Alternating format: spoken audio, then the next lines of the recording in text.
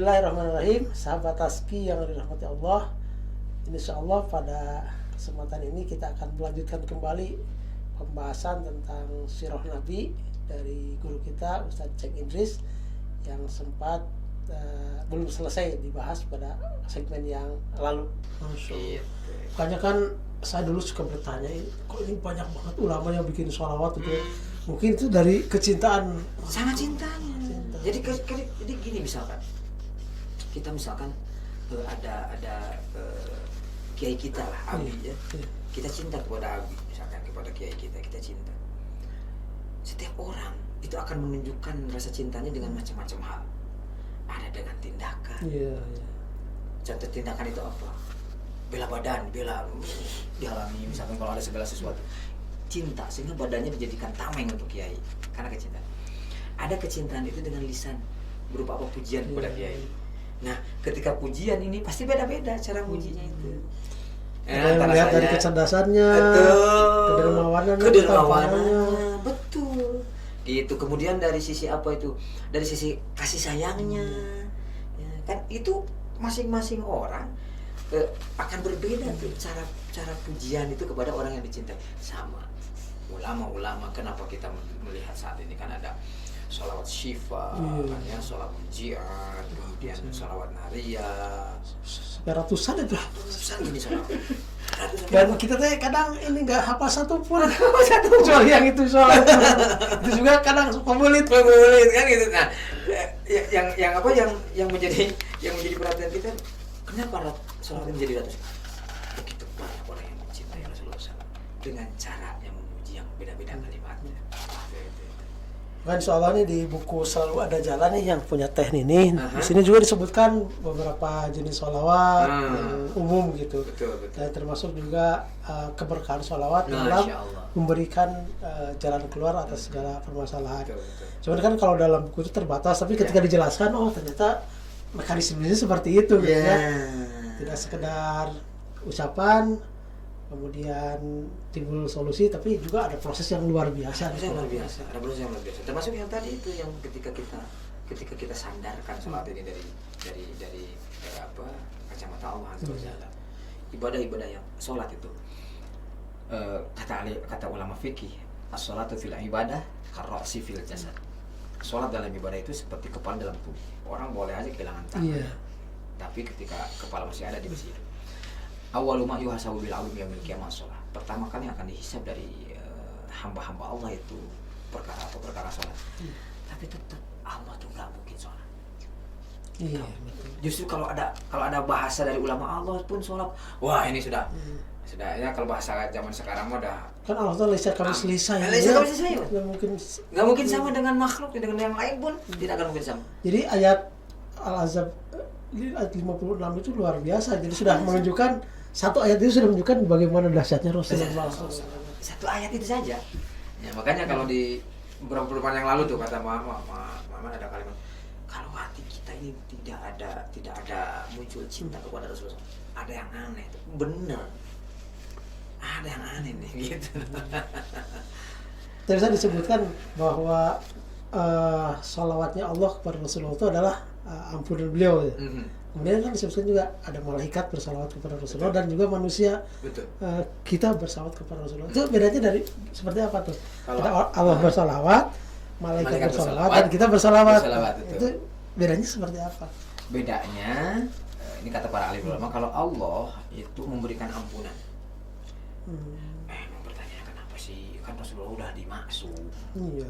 Udah dijamin masuk surga. Harus doain gitu. Kapan harus doain? Terus kenapa Allah masih memberikan ampunannya? Yang makna di situ adalah itu nanti akan terkait dengan hadis Rasulullah SAW. Barang siapa orang yang bersalawat kepada aku, maka Allah bersalawat kepada Allah tersebut 10 kali. Nah, berarti ketika Allah Subhanahu wa taala memberikan pengampunan kepada Rasulullah, ya Rasulullah sudah al-maksum, sudah al-ismah, sudah dimaksum sebagaimana pertemuan kita yang dulu kan, sudah dijamin. Bahkan ketika usia 4 tahun, ya, malaikat datang, salah satunya Jibril, itu dibelah dadanya Rasulullah SAW, dikeluarkan hatinya, dan ada segumpal darah saat itu, darah yang hitam, dibersihkan dari hatinya. Berarti Rasulullah usia 4 tahun itu sudah Allah bersihkan, Allah sucikan. Bahkan ada ulama yang membahas dari sisi yang lain. Apa itu? Setiap orang yang lahir itu ada jin pendamping. Korin. Dan korinnya, jin pendampingnya Rasulullah SAW itu dijinakan, soleh lah jin. Beda dengan jin. Kita ribuh lah kita makanya. Kadang kita lebih parah daripada jin. Justru jin yang banyak belajar dari kita. Ya mungkin kita. Nah, kembali lagi ke yang tadi deh. Iya, itu adalah Rasulullah mau udah, tapi ada efek dari situ. Efeknya apa? Pada akhirnya Allah akan berselawat kepada kita. Ampunan Allah akan diberikan. Makna daripada malaikat berselawat itu apa? Meminta ampunan, memohonkan ampunan. Nah, untuk siapa? Untuk Rasulullah SAW memohonkan ampunan. Nah kemudian kalau Allah memberikan ampunan, malaikat memohonkan ampunan kepada Allah. Nah kalau kita manusia itu apa? Memuji, mengagungkan. Dalam rangka apa sholat itu? Ta'zim, takrim. Ta'zim itu mengagungkan, takrim itu menghormati, memuliakan. Itu. Dan yang ketiga ini sebetulnya yang menjadi saya garis bawahi, menjadi motivasi saya dari selawat itu. Satu, menjalankan Al-Quran karena ada perintah ya ayyuhalladzina amanu shollu. Kata jelas ya ayatnya. Berarti kalau saya tidak sholawat, keimanannya dipertanyakan. Ini secara balaghahnya, secara ilmu bahasa gitu. Kenapa? Karena wahai orang yang beriman, bersalawatlah kepada Rasulullah. Ini kan statusnya sama, derajat hukumnya dengan perintah saum. Iya, ya ada amanu kutiba alaikumusiyam. Ini kan kalimatnya juga perintah, shollu fil amar. Fil amar itu kan perintah, shollu bersalawatlah kalian. Nah, berarti yang ketiga ini apa? Kita bersalawat itu menjalankan apa? Perintah Allah. Ya kan? Kemudian apa yang keempatnya? Menjalankan kesunahan. Karena ketika kita menjalankan perintah Allah atau Al-Quran, boleh jadi kita sedang taat kepada Allah. Ketika kita menjalankan dari sisi kesunahan, kita sedang taat kepada Rasulullah SAW, dan muncullah di situ pahala-pahala kesunahan. Ya, barang siapa man sholla, barang siapa orang yang bersalawat kepada aku satu kali, itu tuh yang tadi hadisnya. Berarti kita sedang menjalankan perintah Allah dan kita sedang menjalankan kesunahan dari Rasulullah SAW. Jadi kalau dilihat dari penjelasan tadi, ketika kita banyak dosa nih ya, kan banyak sekali gitu, banyak dosa. Bukan banyak lagi lah, itu banyak sekali itu. Salah satu jalannya adalah banyak istighfar dan sholawat.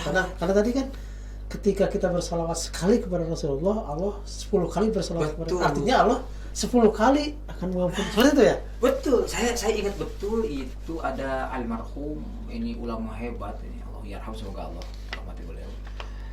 Syekh Ali Jabir. Iya. Syekh Ali Jabir itu sampai detik ini tuh ada tuh di potongan video beliau. Jangan pernah berhenti bersolawat, kata beliau begitu. Sehari upayakan 1000 solawat, 1000 kali solawat sehari. Itu beliau. Beliau itu menganjurkan sehari 1000 kali solawat. Karena kalau kita kali satu aja 10, 1000 berarti berapa tuh? Dan kalau terus kita dawamkan per hari. Nah makanya ini pun tadi jadi kemana-mana kita ngobrolnya. Kalaulah ada, menemukan ada ulama, sok istighfar berapa? 6.666 misalkan. 10.000.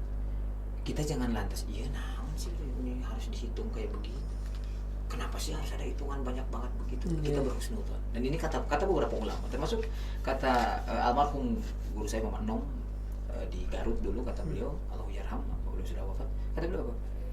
Ulama ketika mereka berkata, itu pasti ada hikmah di dalamnya. Dan itu ada ilmunya kan untuk menghitung sebetulnya. Ada ilmunya. Tesagawaya gitu kan. Ada ilmunya. Saya juga pernah dengar tuh. Makanya kan ketika ulama meninggal itu terkadang ilmu pun hilang. Karena ada ilmu tertentu yang memang tidak dimiliki oleh orang lain, kecuali oleh satu ulama itu. Salah satu ilmu itu. Makanya ketika ulamanya wafat, hilang pula ilmunya itu. Kata mana dulu almarhum apa? Kenapa ulama itu seolah-olah mengharuskan dengan hitungan ribuan? Satu, melatih lisan. Melatih lisan. Karena kalau lisan ini tidak dilatih susah. Ya kan, ketika seseorang tidak menyibukkan diri dengan ketaatan, pasti dia akan sibuk dengan kelalaian, betul. Maksiat. Betul. Pilihan maksiat atau taat.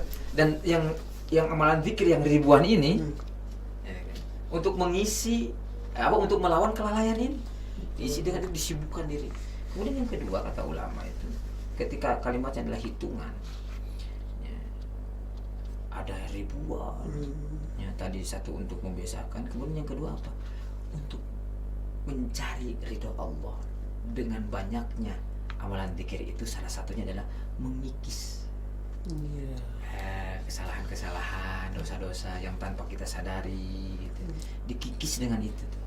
Ya, sebagaimana sholawat, setiap satu kali sholawat 10, berarti kalau ada ulangnya 10.000 sholawat umpamanya, apa yang tak sehari 10.000. Kalau zaman dulu mah ini saat waktu saya kecil gitu ya, suka ikut pakai itu teh, pakai kacang nih.